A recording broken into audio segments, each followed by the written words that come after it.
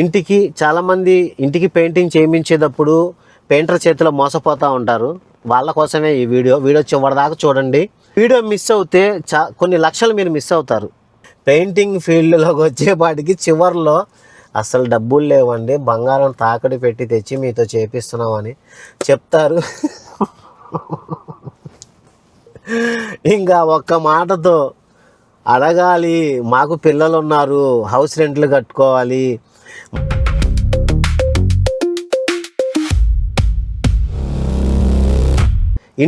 చాలామంది ఇంటికి painting చేయించేటప్పుడు painter చేతిలో మోసపోతూ ఉంటారు.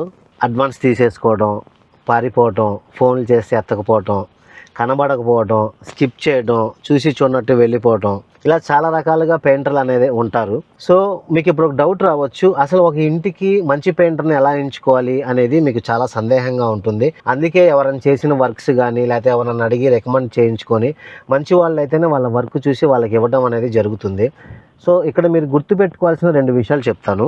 ఫస్ట్ది ఏంటంటే, ఎవరైనా సరే పెయింటర్ మీ దగ్గరికి వచ్చి వర్క్ కాంట్రాక్ట్ మాట్లాడేటప్పుడు ముందు తను ఏం మాట్లాడుతున్నాడో చాలా జాగ్రత్తగా గమనించండి.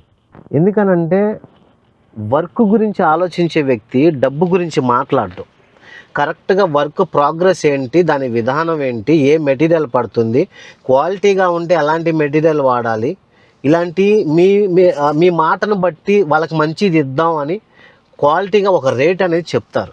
సపోజ్ ఒక డబుల్ బెడ్రూమ్ ఫ్లాట్కి ఒక 60,000 చెప్పారు అనుకుందాం.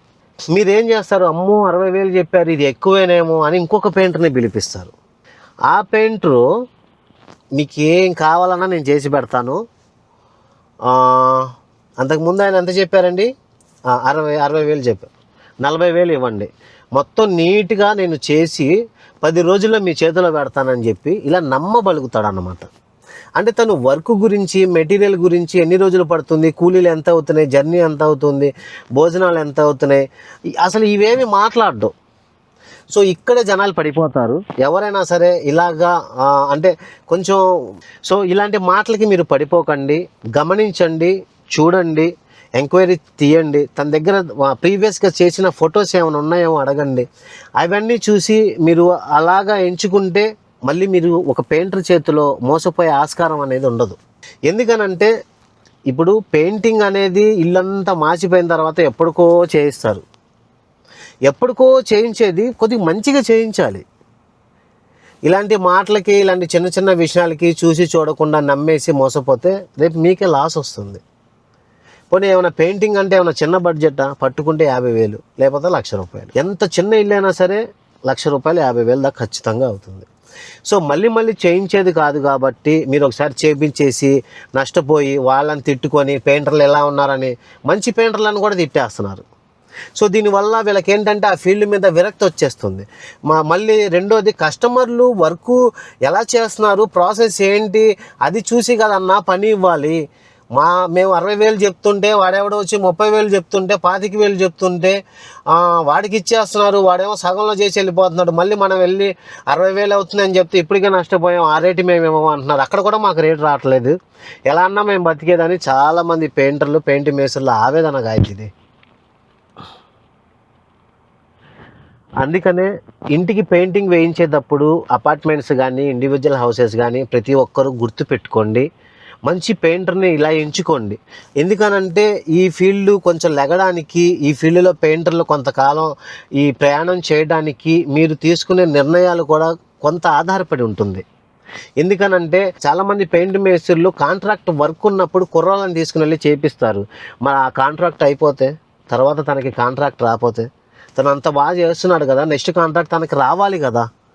కానీ ఈ కాంపిటీషన్ వల్ల మధ్యలో 15,000, 20,000, 30,000కి తక్కువలో చేసేస్తామని ప్రతి ఒక్కళ్ళు ఎగబడడం వల్ల ఈరోజు మేస్త్రికి పని లేకుండా పోతుంది. ఇంకో దగ్గర కూలి పనికి వెళ్ళలేక ఆటో తోలుకోవటం, చిల్లర కొట్టు పెట్టుకోవటం, హోటల్లో చేసుకోవటం, అంటే ఫీల్డ్ మార్చాల్సిన అవసరం వస్తుంది. సో గాయస్, ఈ విషయం ఇల్లు కట్టించే ప్రతి ఒక్కరూ గుర్తుపెట్టుకోండి.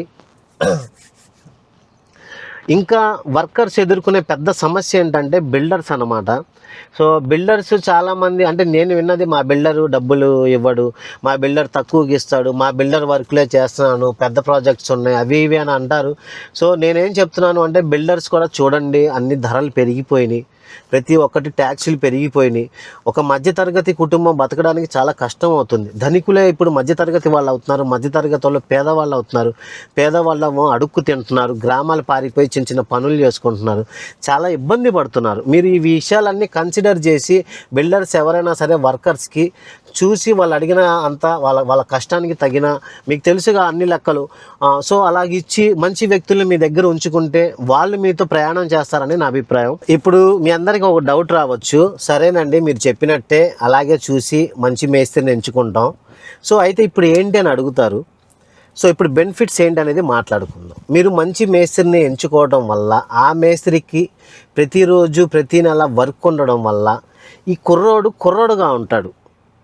ఈ కుర్రోళ్ళు తక్కువగా చేస్తారు నమ్మబలకటం వల్ల ఈ కుర్రోడు మేస్త్రులు అయిపోతున్నారు, మేస్త్రులకేమో పని లేకుండా పోతుంది. మా ఫీల్డ్ పెయింటింగ్ ఫీల్డ్ అయితే ఇలాగే పాడైపోతుంది. సో మీరు ఇలాగ నిర్ణయం తీసుకుంటే ఇతనికి ఒక 5 ఏళ్ళు 10 ఏళ్ళు ఎక్స్పీరియన్స్ వచ్చిన తర్వాత నేను మేస్త్రి అవుతాను, నాకు కొంచెం మార్కెట్లో నేను వెళ్ళాలనుకుంటున్నాను, నాకు ఫ్యామిలీ ఉంది, పిల్లలు ఉందని ఆ కుర్రోడు ఒక కొన్ని సంవత్సరాలు, ఒక 5-6 సంవత్సరాలు వర్క్ చేసి అనుభవం పెంచుకున్న తర్వాత మేస్త్రి అవుతే అది తను మళ్ళీ వేరే కాంట్రాక్ట్ తీసుకుంటే ఆ ఇంటికి నీట్గా చేసిస్తాడు. సో ఇలాగ మెరుగవుతూ ఉండిద్ది ఫీల్డ్ అంతా. సో ఇలాగ తక్కువకి మాట్లాడుకొని చాలామంది గాయస్ మాటలతోనే పడేస్తున్నారు మిమ్మల్ని. కమ్యూనికేషనే మీరు చూడండి, ఈరోజు ఫోన్ చేస్తే పెయింటర్ ఫోన్ ఎత్తట్లా, పోనీ రేపు రానని చెప్పాలిగా. ఆ రోజు మనం ఏమైనా పనులు ఉన్నాయేమో చూసుకుంటాం, అది కూడా చెప్పారు. ఏంటి ఫోన్ చేసి ఎందుకని ఇలా చెప్పట్లేదని అడిగామనుకో, మీరు నన్ను ఇలా ప్రశ్నిస్తున్నారు, నేను రేపు నుంచి పనికి రాను అంటాడు.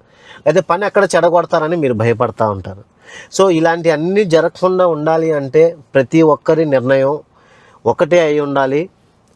మంచి మేస్త్రిని తన మాటలు బట్టి, తన వర్క్ చూసి, తన క్రియేటివిటీ ఏంటి అని చూసి, ప్రీవియస్గా ఆయన చేసిన బిల్డింగులు చూసి, అతని దగ్గర స్టాఫ్ ఎంతమంది ఉన్నారో చూసి, అతని డ్రెస్సు చూసి, అతని మాటలు చూసి మీరు ఒక మనిషిని నమ్మితే మీ ఇంటికి మంచిగా క్వాలిటీగా పెయింటింగ్ వర్క్ అనేది ఉంటుందని నా అభిప్రాయం.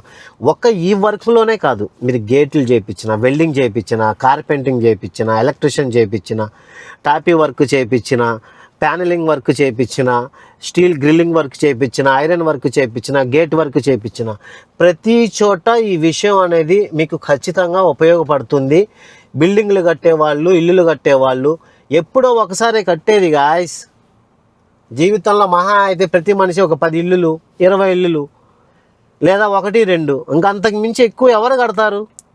అందుకని అరుదుగా కట్టే విషయం చాలా విలువతోనే కూడుకొని ఉంటుందని మీరు గుర్తుపెట్టుకోవాలి. మీ ఇల్లు క్వాలిటీగా రావాలి అంటే ఈ విషయం గుర్తుపెట్టుకోండి. ఎందుకనంటే బిల్డింగ్ కొనేదాకా మరి డబ్బు దానికైతే ఎంతైనా పెట్టేస్తారు, కానీ వర్క్ చేయించే కాడా అయ్యో ఇలాగైంది, ఆయన అలాగ చేశాడు, మా దగ్గర డబ్బులు లేవని అంటారు. మరీ ముఖ్యంగా పెయింటింగ్ ఫీల్డ్లోకి వచ్చేపాటికి చివర్లో అసలు డబ్బులు లేవండి, బంగారం తాకడి పెట్టి తెచ్చి మీతో చేపిస్తున్నామని చెప్తారు. ఇంకా ఒక్క మాటతో అడగాలి, మాకు పిల్లలు ఉన్నారు, హౌస్ రెంట్లు కట్టుకోవాలి, మాకెన్నో బాధలు ఉన్నాయి, ఎన్నో ఇబ్బందులు ఉన్నాయి, అన్ని డిజాల్వ్ అయిపోతాయి.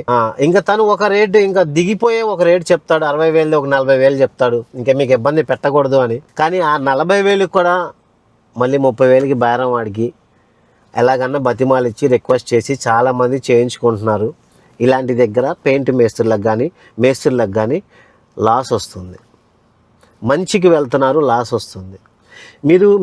నేనేమంటున్నాను అంటే మీ గిన్నె నిండి పక్కన పొంగిపోతూ ఉంటే వేరే గిన్నెలో వేయచ్చు. ముందు మీ గిన్నె నిండలేదు, మీ గిన్నె ఖాళీగా ఉంది, ఇంకా పక్క గిన్నెలో వేస్తే మీకు ఖాళీ అయిపోతుంది, మీరు అప్పులు పాలైపోతారు. అరే ఈ ఫీల్డ్లో మనం సంపాదించింది ఏం లేదు, అరే 10 ఏళ్ళు 20 ఏళ్ళ నుంచి చేస్తున్నా, నా పని అంతా రొటేషన్ చేయించుకోవడానికే సరిపోతుంది, ఇక్కడ పనులు అక్కడ, ఇక్కడ డబ్బులు అక్కడ కుర్రోళ్ళు ఇక్కడ కుర్రోళ్ళు అక్కడ, ఎంత తలకాయ నొప్పి అయిపోతుంది.